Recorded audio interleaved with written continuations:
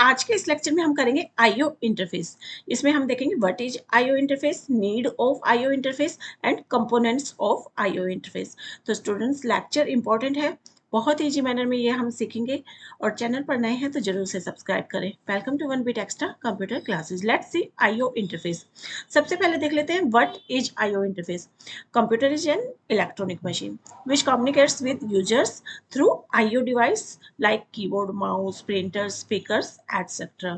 तो कंप्यूटर जो कि एक इलेक्ट्रॉनिक मशीन है और ये यूजर के साथ कम्युनिकेट करता है with the help of IO device. ठीक है। अब ये जो आईओ डिवाइस होते हैं इनको पेरिफेरल डिवाइसेस भी कहते हैं। Peripheral devices. अब इनके एग्जांपल्स क्या है? Keyboard, mouse, speakers. ठीक है। तो ये these external devices are called peripherals. इनको पेरिफेरल्स डिवाइसेस बोलते हैं और ये एक्सटर्नल डिवाइसेस होते हैं। और कंप्यूटर के इंटरनल जो होते हैं लाइक सीपीयू, मेमोरी, ये होते हैं इंटरनल डिवाइसेस। ठीक है। अब सीपीयू, जो सीपीयू होता है वो पेरिफेरल्स के साथ कम्युनिकेट करता है, पेरिफेरल डिवाइसेस के साथ कम्युनिकेट करता है, लेकिन डायरेक्ट कम्युनिकेट ये नहीं करता। सीपीयू बहुत फास्ट होता है तो पेरिफेरल डिवाइसेस स्लो होते हैं, तो बीच में हम यूज कर लेते हैं इंटरफेस का, ताकि स्पीड मिसमैच जो है उसको रिड्यूस किया जा सके। तो पेरिफेरल डिवाइसेस जो होते हैं लाइक कीबोर्ड, आईओ डिवाइसेस। ठीक है। तो इन आईओ डिवाइसेस के साथ सीपीयू डायरेक्ट कम्युनिकेट नहीं करता। इन दोनों के बीच जब भी डेटा ट्रांसफर होता है तो ये डायरेक्ट कम्युनिकेट नहीं करते। इसके लिए बीच में यूज होता है इंटरफेस। और ये जो कम्युनिकेशन करते हैं ये बस लाइंस के थ्रू करते हैं। आईओ बस लाइंस होती हैं, उसके थ्रू जो है ये कम्युनिकेट करता है पेरिफेरल्स के साथ। ठीक है। अब ये जो है इंटरफेस क्या होता है, इसकी जरूरत क्यों होती है, वो देखते हैं नेक्स्ट। तो this is need of IO interface. क्यों जरूरत होती है आईओ इंटरफेस की? To reduce speed mismatch, speed के मिसमैच को रिड्यूस करने के लिए। क्योंकि जो सीपीयू है वो पेरिफेरल्स के साथ डेटा को जब भी कम्युनिकेट करता है तो सीपीयू की स्पीड बहुत फास्ट रहती है। इसकी स्पीड जो है मिलियंस में होती है, मिलियन इंस्ट्रक्शन पर सेकंड ये एग्जीक्यूट करता है, जबकि पेरिफेरल डिवाइसेस स्लो होते हैं एज कंपेरेटिव।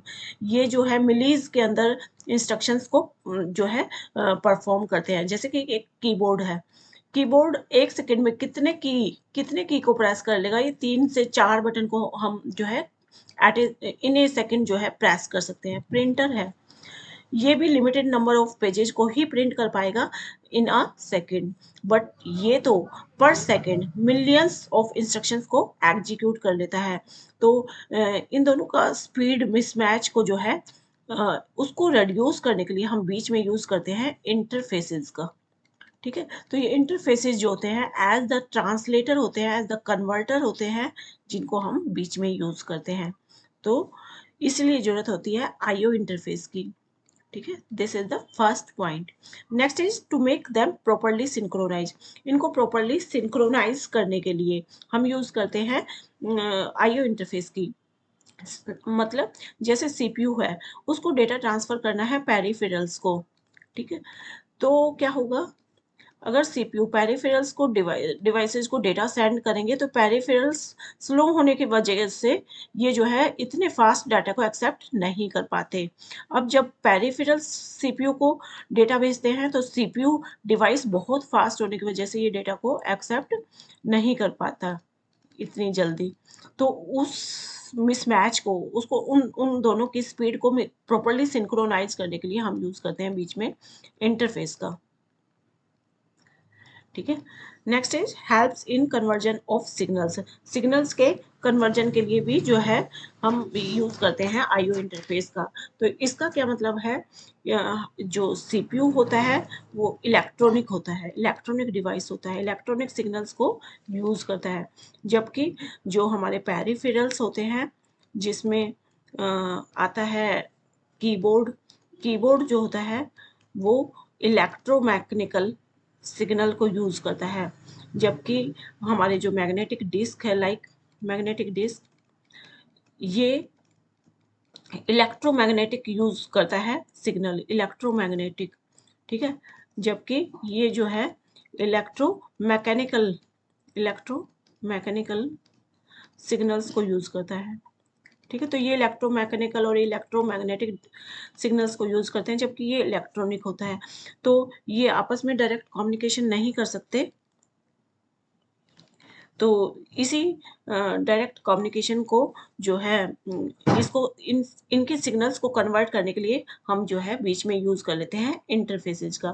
तो इंटरफेसेस वर्क करते हैं एज द इंटरमीडिएटर इन दोनों के बीच, ठीक है। तो इनका जो डिफरेंट डिफरेंट सिग्नल्स हैं उनके बीच इंटरमीडिएटर का एज ए काम करते हैं हमारे इंटरफेसेस, ठीक है। Next is to convert code into word. अब जो ये सीपीयू होता है, ये एट ए टाइम पे इनका जो डेटा फॉर्मेट रहता है वो होता है वर्ड डेटा फॉर्मेट। तो सीपीयू जो है एट ए टाइम पे फुल वर्ड को जो है प्रोसेस कर लेता है, जबकि जो हमारा पेरिफेरल्स डिवाइसेज होते हैं वो वो डेटा फॉर्मेट एक्सेप्ट करते हैं in the form of codes, ठीक है। तो to convert code into word we use interfaces, ठीक है। तो इसीलिए बीच में यूज किया जाता है इंटरफेसेस को।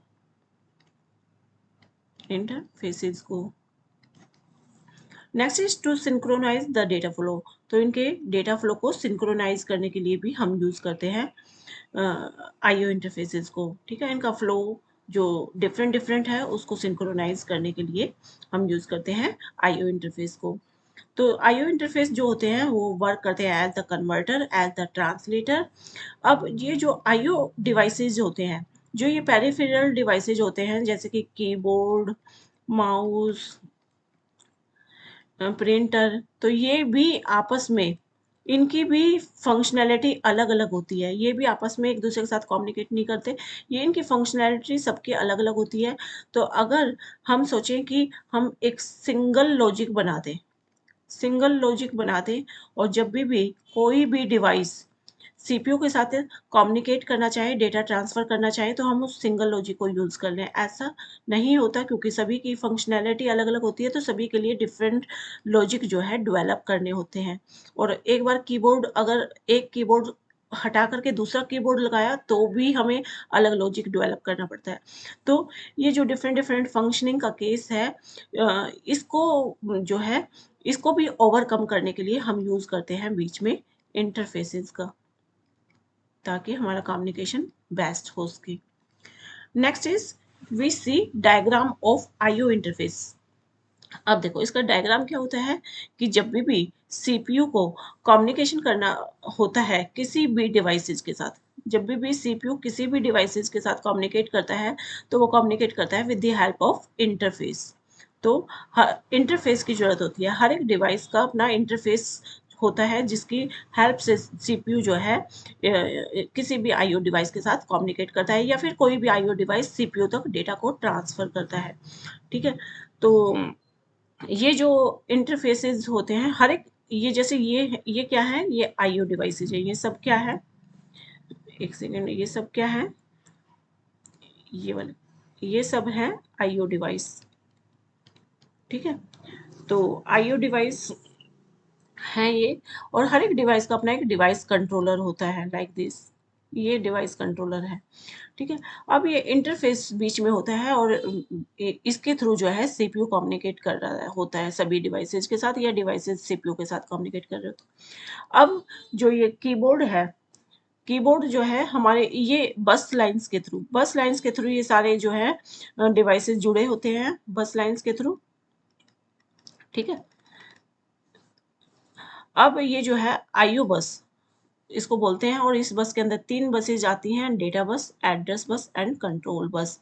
तो डेटा बस जो कि होल्ड करती है डेटा को, ये जो है डेटा को होल्ड करती है, ये एड्रेस को होल्ड करती है, और ये कंट्रोल सिग्नल्स को होल्ड करती है, कंट्रोल सिग्नल्स को होल्ड करती है, ठीक है। अब ये जो हमारे इंटरफेसेज होते हैं ये इन सब के साथ कनेक्टेड रहते हैं, data bus, address bus, control bus. तो ये बसेज की हेल्प से जो है सारा ट्रांसफरिंग होती है।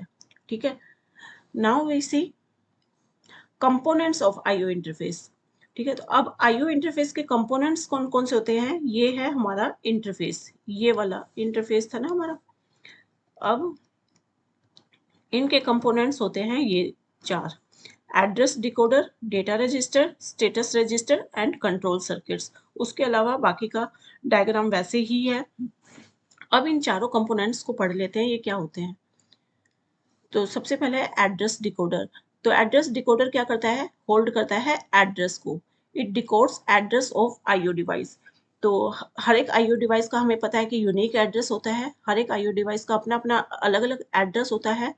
तो ये एड्रेस लाइंस के थ्रू कनेक्टेड रहता है। कैसे? देखो, ये है एड्रेस डिकोडर जो कि एड्रेस डिकोड करेगा किसका? हर एक आईओ डिवाइस का।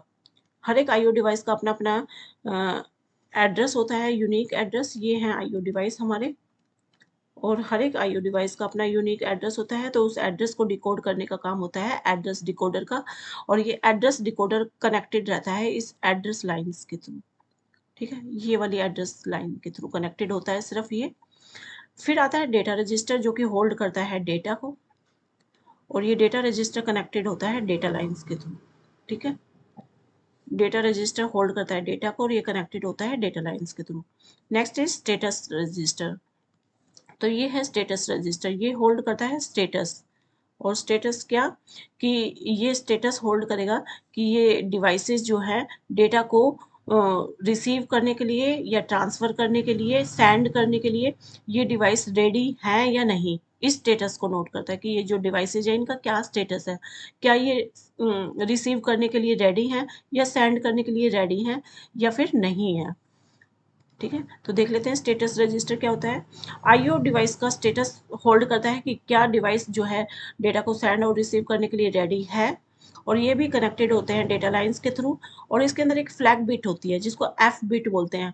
अगर तो ये 1 है तो इट मीन्स डेटा सेंड या रिसीव होने के लिए रेडी है। ठीक है, अगर ये 0 है तो it means data is not available at this time in data register. It means ये डेटा को रिसीव या सेंड करने के लिए रेडी नहीं है। तो ये है स्टेटस रजिस्टर, ये जो है फ्लैग बिट को होल्ड किए होते हैं जो कि 1 या 0 होती है। ठीक है, तो 1 का मतलब तो ये रेडी है और 0 का मतलब नॉट रेडी है। ठीक है, और ये कनेक्टेड होते हैं डेटा लाइंस के through. Next is control circuits, ये होल्ड करते हैं कंट्रोल सिग्नल्स को, और ये कनेक्टेड होते हैं हमारे कंट्रोल लाइंस के थ्रू। ठीक है, बाकी जो है हमारा डायग्राम सेम है। These are the components of IO interface. Next ये हमने सब डिस्कस कर लिया है। Okay students, this is all about IO interface. तो स्टूडेंट्स लेक्चर समझ आया हो तो ज़रूर से इसे लाइक शेयर करें, और आगे के लेक्चर्स भी हम आपको प्रोवाइड कर देंगे। तो जुड़े रहें हमारे साथ, और कमेंट सेक्शन में जो कुछ भी आप कहना चाहते हैं ज़रूर से कहें। Thank you, bye bye, have a nice day.